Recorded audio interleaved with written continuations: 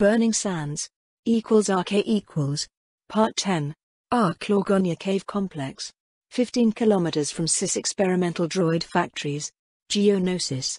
Folklixit, the field commander in charge of the local Geonosian garrison, was surveying rows of hastily built defenses. The caverns he was tasked to protect were supposed to be a heavily defended death ground, which would bleed any Republic force dumb enough to attack through them. That was the original plan anyway. There was a reason why lately Folklixit had been a particularly angry Geonosian. First, Republic interlopers weren't supposed to attack Geonosis for at least a week and a half. At least that's what all intelligence types both Geonosian and Confederate were swearing left and right. Until the enemy attacked, that is. Nor were they expected to swiftly demolish the major fleet elements in system and to dismantle the orbital defense network in less than a day. The Republic fleet did that too, and not only that, but the enemy somehow managed to infiltrate the planetary shield generator complex and shut down the defensive screen protecting Folklixit's home world. That was simply adding insult to injury. Just to make him hate them even more, then the Republic ground forces started advancing at previously thought impossible rate. Though that was mainly due to the way their fleet gleefully blew up anything that even remotely looked like an obstacle. That left Folklixit in a bind. The speed with which the Republic forces advanced after landing made an otherwise grave situation almost catastrophic. The Ark-Lorgonia caverns were vital for his people. Just beneath them was a major transportation hub, one that had remained unscratched during the Republic's previous visit. It was literally one of Geonosis' lifelines and had to be protected at all costs. It should have been brimming with fixed defenses, making any assault on it a suicide. It was too bad that after the previous invasion, the Geonosians were unable to rebuild and reinforce everything they needed for this repeat performance. The field commander's mandibles clicked in annoyance. There were supposed to be 2 engineering battalions making this place a fortress. However, by the time the enemy was in orbit and bombarded anything important that wasn't under a theater shield, only a single engineer company had started working on fortifications. The rest of the 2 promised battalions never materialized. At least the members of the workers' caste who were present had outdone themselves, though that was a cold comfort for the elite. The enemy vanguard was 2 hours ago, and everything outside the cave networks and the shields protecting them had been liberally bombarded by ion cannons, transforming all weapon emplacements out there into useless lumps of metal and fused circuitry. On the bright side, the very reason why this place was an important target for the Republic was its greatest advantage. Unless the whole region was burned to the mantle, the commander should be able to easily receive reinforcements. He was planning to turn the place into a death trap by using as many soldiers as he could do instead of relying on the defensive positions that didn't get built. The only problem was that doing so would kill an awful amount of his own people, because most other SIS forces in the area were concentrating around the new droid factories 20 kilometers to the north, which were the most important thing on the planet as far as either the Confederacy or the enemy were concerned. Naturally, that wasn't the case for Folklixit. He would be happy if he was able to keep the transport hub mostly intact even if the Republic achieved their objective and demolished the factories. After all, the future of Geonosis was more important than what his allies wanted, and the loss of the hub would spell economic ruin for this whole hemisphere. =RK Folklixit returned to his forward command post minutes before the first Republic troopers were about to engage the forward defenses. The place was a kludge, a former storage room now filled with computer terminals, which were connected with the various Geonosian military commands in the air, as well as all the sensors, mines and automated weapon emplacements the engineers managed to build in the little time they had to work. The place was guarded by 6 elites like Folklixit and a platoon of regulars. A half-dozen of the latter were busy manning the stations in the command center, ready to feed him any relevant information he might need. Multiple tank columns and mech infantry were advancing towards the outer perimeter, only sporadically harassed by artillery under shield cover. Unfortunately, only a handful of such emplacements were in range, while everything not protected in similar manner had received some lethal attention from the orbiting fleet. He watched for a minute how the enemy approached, until the leading tanks were on the edge of various direct-fire weapons built in the mountainside under which the cave complex was situated. To Folklixit's utter lack of surprise, the leading tanks and APCs started unloading smoke rounds which soon obscured the view. No ordinary smoke either. It shut down all vision modes while powerful enemy jammers took care of the sensor, not relying on direct observation. That left the guns to fire mostly blind. With every passing moment, Folklix's loathing for the enemy was growing. Did they had to suddenly act more competent than usual just when they were attacking his position? Shield perimeter breached. Enemy infantry is engaging our forward positions. One of the normal warriors reported. They're liberally using explosives and missiles to engage our fixed defenses. No surprise there either. He hadn't really planned to stop them outside the shield. There were simply too many ways a competent opponent could use to reach the force field relatively intact, especially if the defenders haven't been able to extensively fortify their position. Especially when said opponent obviously didn't care about collateral damage. The universe chose that moment to prove to Folklix that it really hated his guts.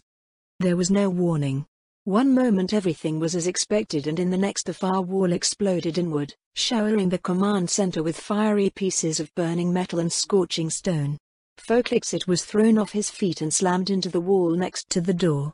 Before the commander's mind could register what was happening, the survivors of the explosion were hosed with automatic blaster fire.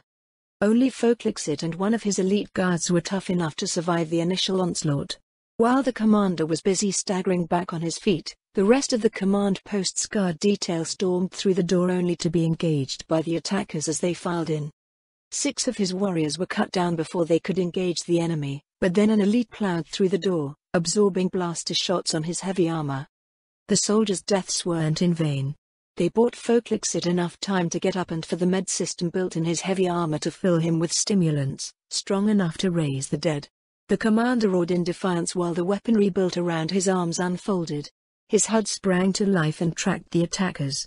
Republic scum. They were like ghosts in the smoke and twilight reigning within the CP.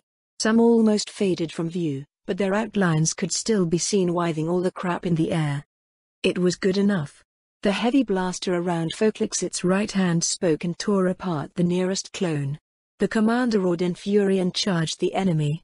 The surviving elites followed his lead and sprang towards the nearest humans, followed by their lesser brethren. What followed was a vicious, bloody affair. A clone was eviscerated by a vibroblade before the upper part of his torso was blown to pieces by a light sonic cannon. Another was trampled under the cybernetically enhanced bulk of an elite after futilely emptying the magazine of his rifle into the heavy chest plate of the Geonosian. One of the Republic troopers activated his flamethrower, turning 2 of the smaller locals into living torches, whose tortured screams echoed throughout the cave system. He didn't have time to appreciate his work because Folklix was upon him in an instant, gutting him with the blade mounted under his light hand. The concentrated firepower of a Republic squad brought down an elite, after its members had the presence of mind to take out his legs first. Their victory was short-lived, because it gave enough time for twice their number of Geonosians to swarm them. The clones died under the blades and sonic weapons of the locals, but not before the last of the Republic troopers detonating a pair of frag grenades as he was gunned down. Folklix shot another enemy before he charged the last one still standing and slamming the man through the remains of the breached wall. He finished the clone by slamming his armored foot through the man's helmet, shattering it like an egg. The Republic has criffing invisible infiltrators now? Folklix growled once the adrenaline and stimulants racing through his veins started tapering off. Criff all intelligence fools. The commander seethed. I need a status report. What else did they attack? How far has the enemy penetrated our defensive lines? =RK=. Part 11. Objective Alpha 3, Arklorgonia Cave Complex.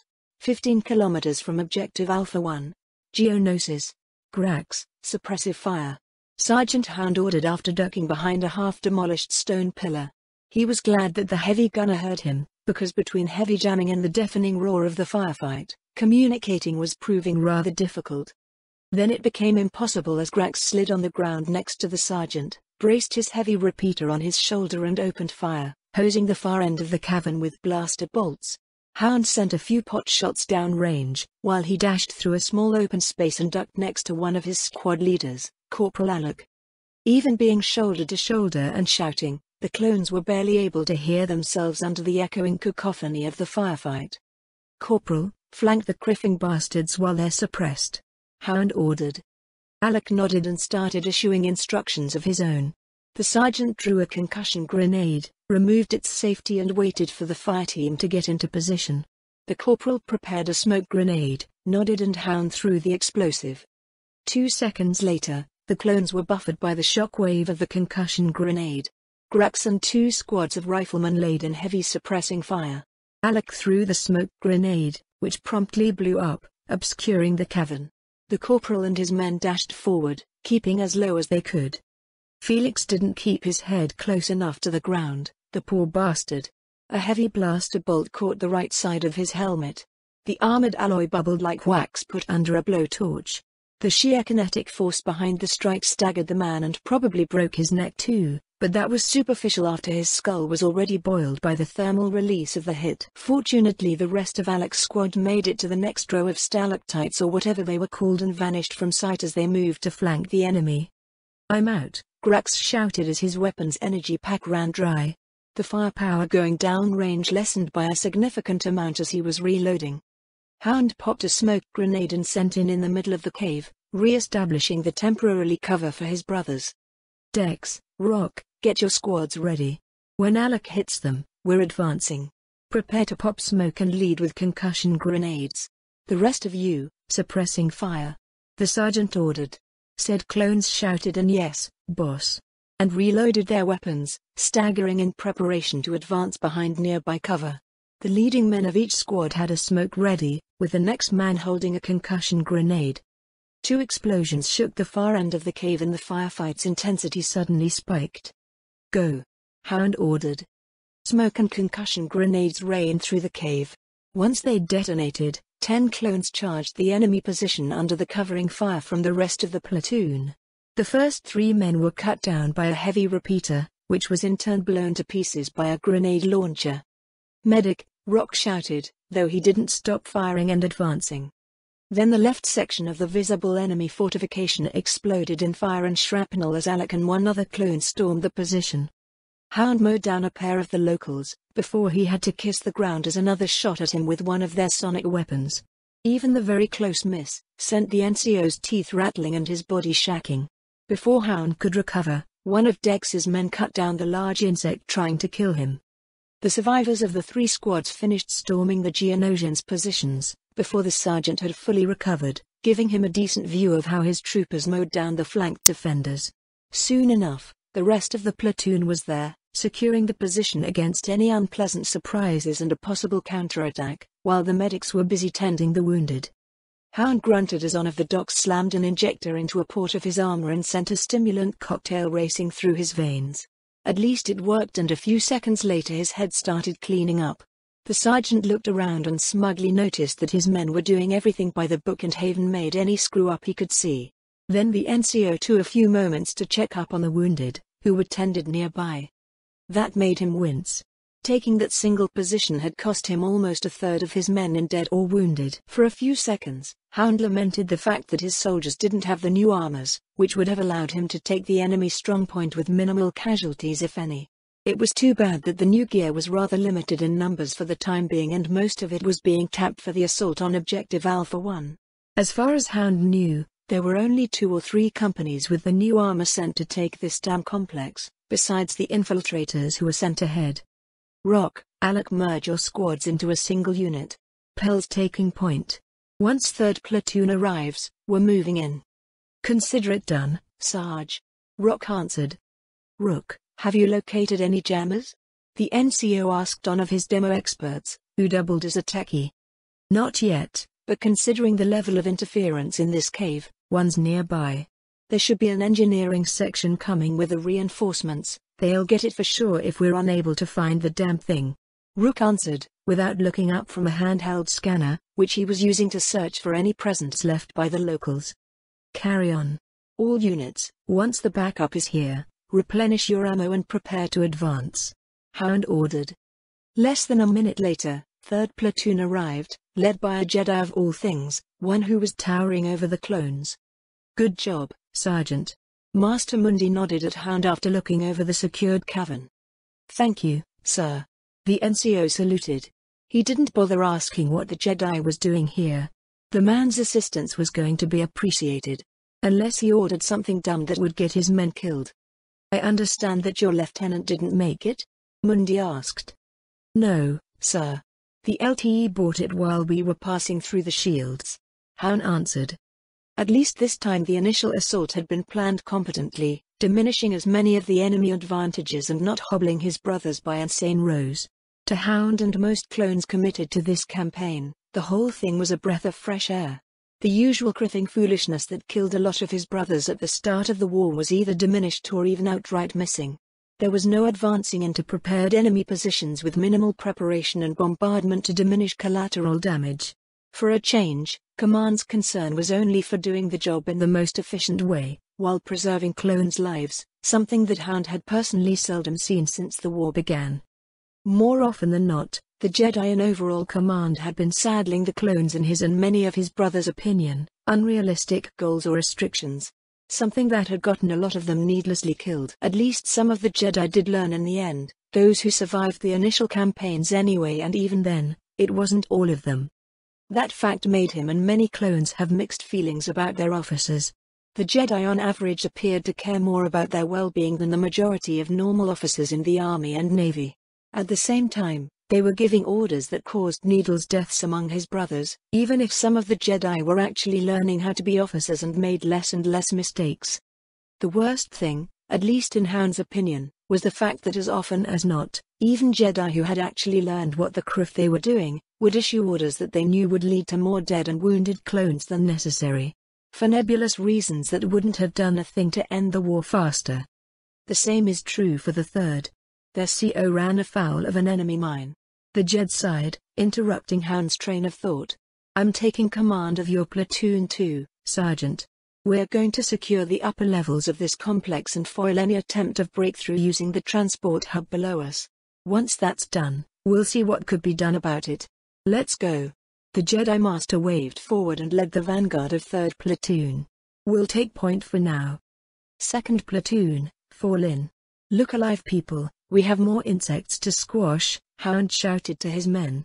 He was hoping that the Jedi would provide a tremendous asset instead of someone who would get them all killed. Of War and Politics. =RK=. Part 1. Near Cache 42. Hoth. In the middle of a hilly, frozen-covered plain, a single unmarked APC took shelter in a secluded ravine. It was battered by freezing winds, which picked up snow and twisted it in a rather convincing rendition of a blizzard. A large cargo hauler droid sat behind it. Inside, the 4 occupants shivered despite their thermal armor, the APC's weather conditioner and a few additional heaters. There were 24 full power cells neatly stacked in a corner within the troop compartment, to supply the soldiers for however long their mission took. The passengers kept busy with small talk, bemoaning their chilling assignment. How are we supposed to find that place anyway? C-4312, more commonly known as Cypher, asked. The clone, who most definitely wasn't a Republic trooper or in any way associated with the GAR, asked his brothers, who weren't part of the army either. No sire, and they had the documents to prove it too. They were even legit. That's why we brought the recon droids, Sergeant Hall answered, while huddling next to the heater in the back of the APC. Anything left here undisturbed for the past 4,000 years would be under a few meters of ice at the very least. More. The engineer in their group, Cal, muttered, without tearing his eyes from the terminal monitoring the scout droids. What the gearhead over there said. Cypher nodded. At least we aren't getting shot at by clankers. LT, the driver quipped. Instead we're freezing our asses on this forsaken ice ball. Cypher grumbled. It's a nice place to stash up a cache for a rainy day. The sergeant shrugged. What are the odds that someone actually stumbled on it in this wasteland? With our luck? Cypher looked incredulously at the NCO. There was a beeping sound from Cal's console. You had to open your mouth, didn't you? The engineer grumbled. We hit pay dirt. Oh, and there's a storm coming too. Well, Griff. Once it's over, you're volunteering to lead setting up the equipment, Cypher. Cal shook his head. You just had to open your mouth, didn't you? Hey. The storm isn't my fault. Tell him, guys. Totally is. LT smirked. =RK=. I didn't think that the time would come when I would enjoy working with clankers. Cypher nodded sagely. He was inside the APC, keeping warm, while 7 construction droids were busy assembling the excavation equipment that needed to cut through 10 meters of ice and frozen ground. We're getting out to check if everything's set up all right. LT gave his brother a dirty look. "You're the gearhead," the trooper whined. "I'll only slow you down." "He might jinx it, buddy," Cal added from his comfortable seat in the front. "How many times should I repeat myself? The storm wasn't my fault." Cypher groaned. "What about that mess on Geonosis?" "What? You can't pin that on me. It was those commando maniacs who brought that Clanker battalion on our heads." "Aha. The baby rancors in that pirate base we hit last month?" "They were kinda cute," Cypher muttered quietly. "I knew it. It was totally your fault." "Enough. Just get out and check the gear. It should be assembled any minute now." "What about you, Sarge? I'm feeling merciful today, so I'm not sending you on a recon out there just to spare myself a headache. Move." Hall glared at his brothers, wondering who he pissed off to be saddled up with this bunch of jokers. "RK " Sarge. "How are we supposed to get down there?" Cal asked. For a change, the driver had dismounted too and was peeking at the rather steep and smooth hole leading to the upper part of a metal door. The rest was still buried under a loot of damp, half-frozen soil. "We have climbing equipment as well as a few grafhanses, like those used by the shock troopers." "Damn. You expect us to use something certified by those lunatics?" Cypher winced under his tightly sealed helmet. So far his thermal armor was working as advertised, so he hadn't started freezing yet. "You're volunteering to test them?" "Nah, I'll pass." "That wasn't a suggestion." "What did I do to deserve that?" "Where should I start?" "Go get kitted." Hall pointed at the nearby cargo hauler. =RK=.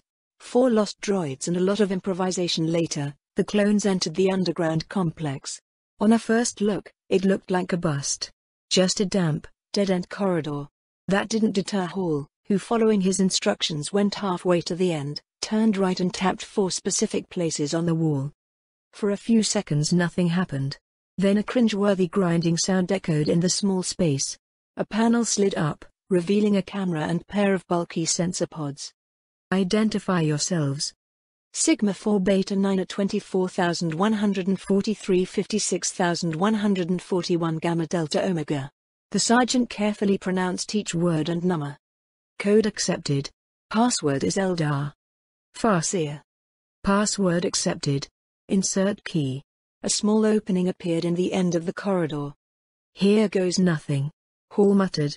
The sergeant retrieved a tiny black box from his belt and inserted it in the keyhole. A few tense seconds of waiting followed, until a wave of static washed over the clones. Then they heard the unmistakable sound of magnetic clamps releasing and the blank wall slid back, revealing dimly lit, grey corridor. "Our target's in the far end of the facility. Another team will be checking for anything else of use," the sergeant muttered as they walked between 2 rows of sealed doors until they reached a massive blast door at the end of the second corridor. Additional authorization required to access Omega-class items. TKO 152, 6642, 5123, 6553 decode phrase Cherry Blossoms. Authentication successful. Releasing Omega cache into your custody. Have a nice day.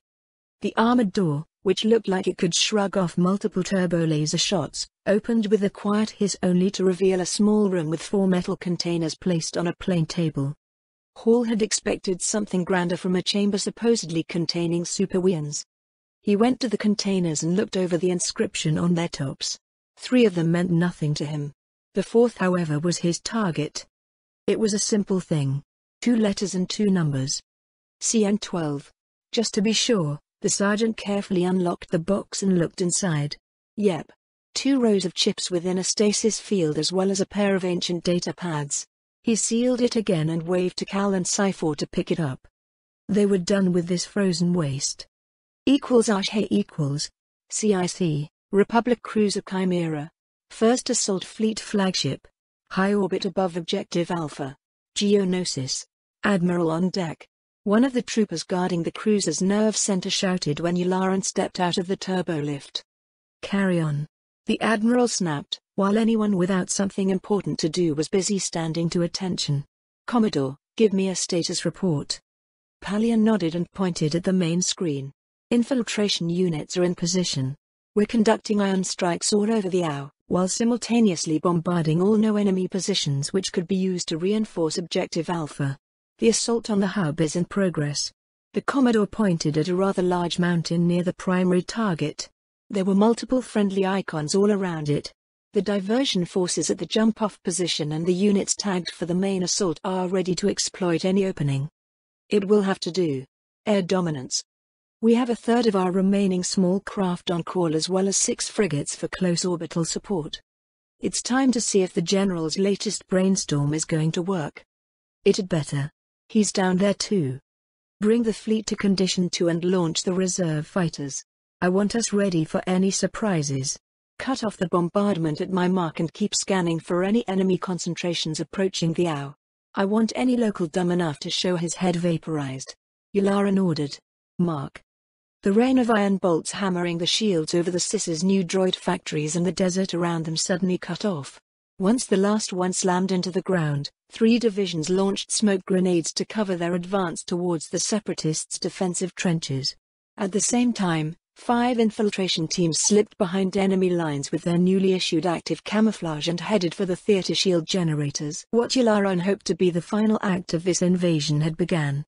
=RK=, Part 2. In the vicinity of Objective Alpha. Geonosis. Thick bolts of iron energy slammed into the landscape before us, ravaging any electronics they could reach. Shields sparkled as they absorbed and reflected the power raining upon them, further saturating the surrounding area. The wild energy released upon the helpless desert took the form of a terrible lightning storm. Blue forks slammed into the ground, discharging themselves into the soil and incidentally burning anything without a strong defense. Minefields either detonated with hellish explosions or simply fused into dangerous lumps of melted metal and no longer stable explosives. Automated turrets became ugly ornaments as their internal components were melted into slag. The droids and locals caught in the open suffered similar, gruesome fates as they were fried by the ionic storm ravaging the countryside. It was a beautiful sight. When the pyrotechnics finally ended and the lightning storm dissipated, it was time. The divisions assigned to the diversion roared to life and plunged headlong into the enemy defenses, thick smoke from hundreds of grenades and ECM obscuring their approach. That was RQ-2. A predetermined signal from my comm center platoon moving, with myself at the vanguard. Our light armors were already running in a stealth mode, making us invisible to most sensor and the good old Mark I eyeball. The movements of the armored division attacking the enemy positions would ensure that any seismic sensor in the area would be less than reliable even before the other Force adepts and I started working our particular brand of magic. We moved through the smoke like ghosts. Little more than the odd shimmering outline heralded our passage. On our right flank, the battle was just beginning, with the enemy firing blind in the artificial darkness. A few tanks and APCs were torn apart by hostile artillery, before the leading elements passed the shield threshold. Then the mutual slaughter began. The first tanks died under concentrated barrages of heavy weaponry within seconds, but a few lived long enough to pop additional smoke and ECM. The mad brew created by our engineers started spreading within the protective bubble, giving a fighting chance to the second wave of armor. The battle was starting in earnest when we passed through the shields and jogged towards a large boulder, which was anchoring 2 enemy trench lines.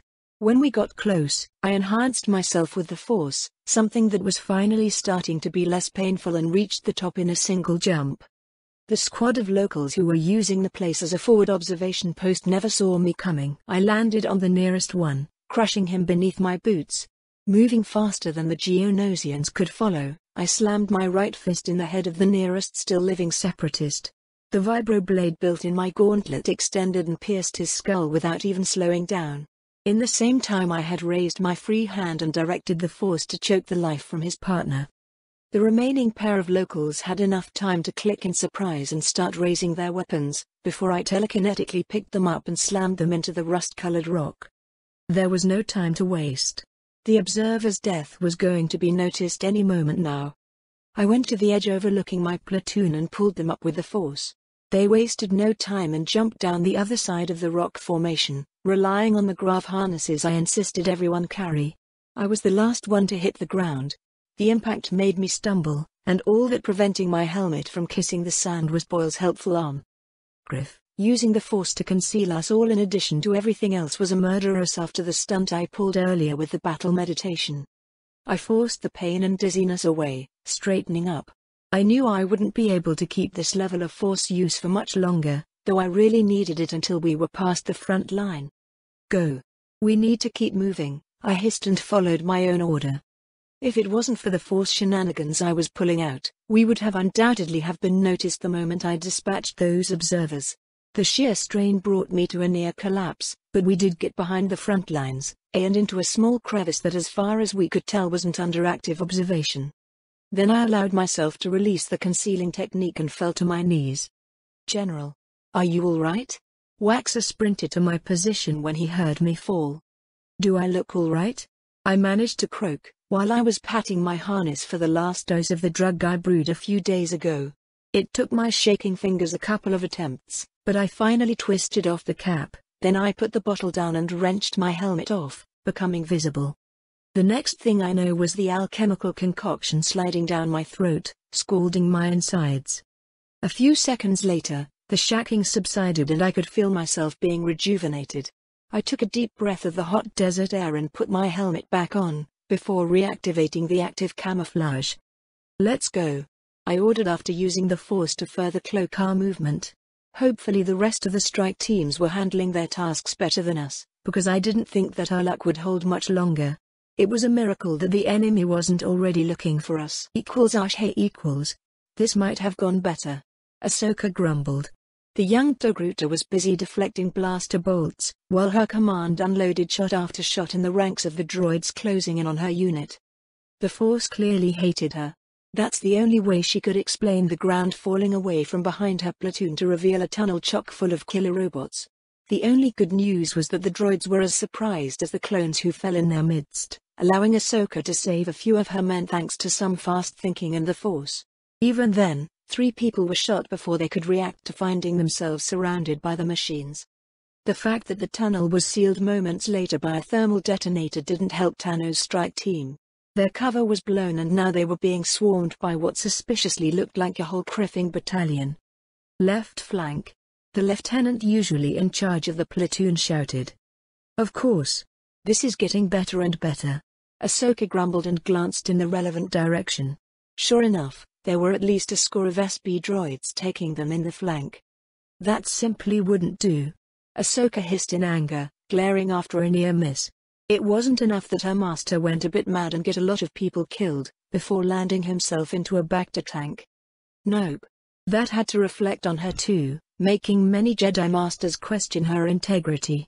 If it wasn't for Obi-Wan taking her under his wing, she might have ended into the Agri Corps or something just in case if that conversation between Master Kenobi and the council she had accidentally overheard was anything to go by. As if all that was not enough, now a bunch of criffing clankers were killing her men. She not only saw, but felt them get hurt and die. People under her command. Clones whose well-being was her responsibility. No, Ahsoka hissed. Bursts of blaster fire popped the light shield of another soldier, before simply hammering enough firepower into him to burn through his armor. Another was blown to bits by a tiny missile. No, Tano growled. The Force hummed around her, as if it was feeding by the anger she was feeling. The Jedi knew what she was supposed to do, crush her feelings and simply disregard feeling how her men were dying around her. Once upon a time she would have tried her best to do precisely that, even if it meant more people were going to die. Instead, Ahsoka forced her will over the Force, grappling it with mental fingers and channeling her will. Sparks danced in front of her eyes as she felt an incredible wellspring of power all around her. No, she shouted a third time and waved her free hand at the SB droids flanking her position. And the Force eagerly jumped to obey her. A single bolt of crackling lighting jumped from her palm and slammed at the closest machine, frying it internals, before blasting the droid off its feet and burning out the one behind it. Ahsoka swept her hand left and right, disabling clanker after clanker. Once the last one of the flanking Force was gone, Ahsoka finally cut off her attack and smiled. Then her eyes rolled back and she collapsed. Medic. The commander's down.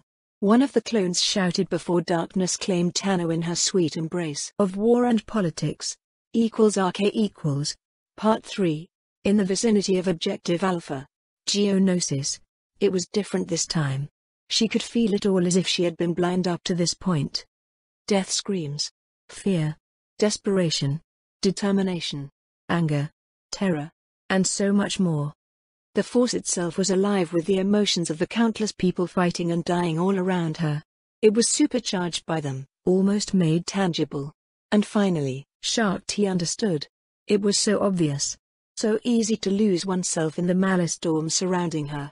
So enticing. The Jedi Master smiled as she let the downpour of emotions wash over her, using it to focus the force around her into a weapon. The time for stealth was over anyway. The Togruta and her platoon were just a few hundred meters from their prize and they had to cut through 2 mechanized companies to reach it. There were 6 dug-in tanks, at least 10 APCs she could see and about 200 assorted droids and Geonosians blocking the way. Prepare grenades. Mix of EMP, frag and thermal detonators. The Jedi Master whispered. The invisible troopers behind her complied, each of them removing explosives from their harnesses. Shakti took a deep breath and let her mind expand outwards until she could sense each grenade, then she pushed even more and her consciousness flew over the enemy lines. She could feel the locals' alien minds as they huddled in their trenches, the cold, uninviting presence of the droids and the dull shapes of the vehicles. The Jedi fixed that image in her mind and she picked up the grenades. The EMPs flew first, streaking towards every concentration of droids. They were followed by frags aimed at the locals and the thermal detonators dashing under the vehicles. The enemy saw what was coming, shouting and pointing at the raining explosives. A few had the presence of mind to try shooting the incoming ordnance, while most simply stared in disbelief. That feeling was suddenly replaced by shock and pain as the CIS position were claimed by fiery death. Scores of droids fell down with their electronics burned out. Dozens of the locals died from the explosions or were cut down by flying shrapnel. In the same time, tanks and APCs were consumed by fusion fire that melted anything unlucky to be close enough. Go! Shakti shouted and surged forward. The Jedi's lightsaber flew into her outstretched hand, igniting in midair.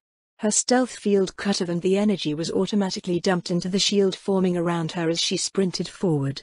The clones followed her, shooting at anything that moved.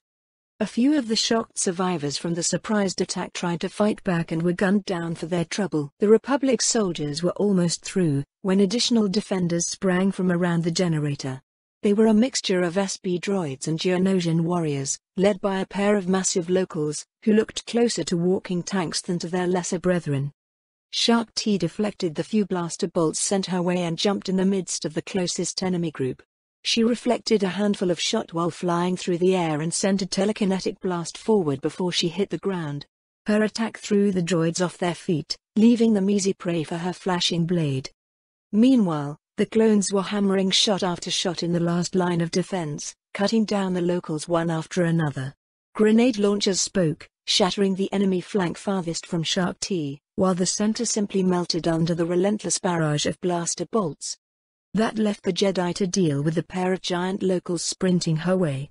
They opened up with blasters built into their right arms, while long vibroblades extended from under the left. A squad of clones tried to take elites down before they reached their general, yet their accurate bursts blaster fire splashed harmlessly over the tough armor of the overgrown bugs. Shakti shook her head at the men charging her. The force was still singing all around her, begging to be used. The Jedi raised a hand and pointed at the nearest enemy.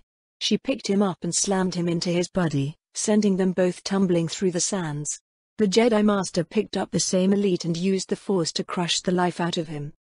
The Togruta frowned when she felt the life deserting him. Her instincts howled in victory.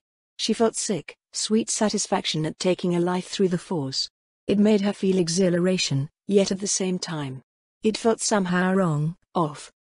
Her sudden confusion almost let the remaining elite surprise her as he found his footing and sprinted at her, waving his vibroblade like a madman. Shakti got out from her stupor just in time to roll away from a vicious swing. She wasted no time and riposted with her lightsaber. Her emerald blade caught the alien's right hind leg at the joint and the insectoid stumbled with a cry of pain. The Jedi let him no time to recover and jumped on his back. She thrust her blade at the base of his skull and held it there for the few seconds it took to melt through the armor, despite the Geonosian's attempt to shake her off. The armor yielded and the local died when the laser sword boiled his brain. "Set the charges and let's get out of here," Shakti ordered. She glanced at the troopers and smiled. The demo experts were already halfway to the generator. Now if only they could hold on until reinforcements arrived. RK Ma'am, why aren't we attacking the generator? The lieutenant commanding her assigned platoon asked Arya after ducking under a sonic blast. "We're a distraction," she deadpanned and threw a frag down range. "That's those divisions' job, not ours. We've got an insane killer droid on our side." The Sith apprentice spoke just as her grenade detonated, tearing apart a couple of the insects. "You could have mentioned this before." "Need to know. Besides, this way's more fun," Arya chuckled. The ground shook and a massive explosion whooshed over their heads, throwing a pair of clones who weren't hugging the low cover off their feet. A few moments later, once the echo of the massive detonation subdued, the clones could hear heavy blaster fire and explosion coming from behind the enemy lines. Arya peeked up from the small ravine she and the LT were using for cove. HK was over there, having fun with a heavy blaster. He was throwing the odd thermal detonator too, obliterating the enemy groups that had survived the destruction of the generator. "Well done, platoon. It's time to find something else important to break." Arya waved her men forward. You've got to be kidding me. I decapitated a droid and stared at the familiar figure striding towards me, followed by a company of the locals and someone in heavy Mandalorian armor. "Waxer, get 2 fire teams and slag the generator. Everyone else, with me," I ordered and sprinted towards the new arrivals. The woman leading the enemy reinforcements could have been Arya's twin sister. So she was either another clone, or the original. The enemy opened fire a moment after I used the Force to create a shield between us. Dozens of blaster bolts and sonic blasts slammed into the invisible wall of energy, giving a nice opportunity for my men to take aim and let loose. The first rank of the locals were turned into smoking piles of burned meat, though the Chiss woman deflected anything that came her way. The huge Mandalorian behind her simply shrugged off anything that hit his armor. I grit my teeth and let the shield fall. I simply didn't have the strength left to maintain it any longer. Not if I had to face off against a Dark Jedi. Before the defensive screen dissipated, I rolled around a nearby rock, neatly avoiding a bunch of the green stuff that the locals loved to shoot at us. That gave me a few moments to catch my breath, before I sensed the Dark Jedi closing on my position. "I'll deal with the Force Adept, you take care of the rest," I shouted. As I jumped from behind my cover, I saw one of my men catching a sonic blast with his face after losing his shields. He fell to the ground like a puppet with his strings cut. The damn thing probably liquefied his brain. I needed a way to protect against that. 2 of the overgrown insects flew at me, shouting something ineligible on their language. Probably cursing our existence and the hell we were unleashing upon their world. I cut the first one in half and blasted the second with a concentrated bolt of Sith lighting, before turning to face the Chiss woman. I could feel fear mixed with excitement coming from her as she strode confidently towards me. RK Part 4. In the vicinity of Objective Alpha. Geonosis. Any ideas, sir? The soul-still living NCO of Obi-Wan's platoon shouted over the roar of the firefight. "We need to get out of here," Kenobi remarked dryly while deflecting blaster bolts. Their part of the mission had gone without a hitch up to the very end. Slipping through enemy lines and units rushing to reinforce the front was quite interesting, though with some liberal help from the Force it was actually doable. Neutralizing the 3 platoons guarding the generator had proven more of a challenge, but a surprise attack had taken out a third of them before the enemy knew what hit them, and the advantage given by the new armors was sufficient to make the assault go smoothly. Their luck ran out while a squad was busy explosives to the generator. A reinforcing mechanized battalion had turned up to check on the commotion and now had them pinned down in the ravine housing their target. That left the Jedi Master and his troops in a bind, because they really didn't feel like blowing themselves up, but with the every moment the damn generator remained intact, more Republic troopers were dying. Not to mention that simply disabling the damn thing would prompt the Seps to rush their position, and they had the numbers and firepower to overrun it. "I need 2 squads of volunteers. The rest of you take the wounded and make yourselves scarce. Then blow the generator once we're all clear of it. Sergeant, you're leading the platoon out of here. And don't forget to pop up smoke." "Yes, sir." It's been our honor. We're not dead yet, Kenobi muttered. Still, it felt nice to be appreciated by your troops. Sergeant Wind actually meant it. Obi-Wan let the Force flow through him, emptying his mind. He felt calmness descend upon him, any misgivings he might have had for his Anakin-style plan dissolving. There was only him and what had to be done. Follow me, men. Kenobi spoke just loud enough to be heard and jumped from his cover. A handful of smoke grenades sailed in front of the Jedi Master, and once they released their contents, the clones followed. Obi-Wan's perception shrunk, leaving just him and the blaster bolts heading in his direction. His lightsaber moved by the will of the Force, intercepting every single shot that would have hit him and reflecting most of them back. He was only vaguely aware of the clones racing on his heels and unloading their weapons at the enemy. However, he did notice when the explosives detonated and blew the shield generator to pieces. Kenobi simply couldn't miss the blast wave that threw him face first in the sand. Ashe equals. Brave but foolish, I quipped at the approaching woman. You're the one causing so much trouble to my master. She narrowed her eyes at me. I'm so not impressed. The Chiss hissed in fury. Once had time to study me through the Force. Ouch. That stung, considering that right now I was scrapping the barrel as far as how much Force I could channel before burning myself out. While taking her out, preferably for later questioning, would be ideal, simply remaining in one piece until the shields were down and the backup arrived, would do too. At least this promised to be fun. The Dark Jedi dashed at me. Her lithe body moved with ease and grace that belittled what my apprentice was capable of. She blurred, enhancing her speed with the Force, and suddenly was in my face.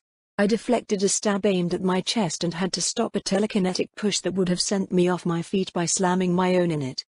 The two attacks exploded against each other, bathing us with raw Force energy and pushing us away from each other. That didn't deter my opponent, who immediately went on the offensive. Facing something actually proficient in Mikoshi, when she was faster than me, was troublesome. Oh, I was enhancing my speed too, though not anywhere near to my usual capacity. As it was, my nerves screamed as the energy coursing through my body scrubbed them raw. That left me in a bind. The woman was simply dancing around me, probing my defenses with swift jabs and slashes, melting like water from my counterattacks. I gritted my teeth, forced myself to ignore the pain that racked me with each movement, and assumed Sorisu stance.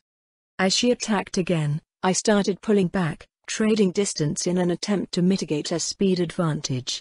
I parried a shallow slash, ducked under a rock the Chiss hurled my way, and took a step back as she lunged, letting her lightsaber overload my shields, while I deflected shots from a local who thought flanking me was a splendid idea.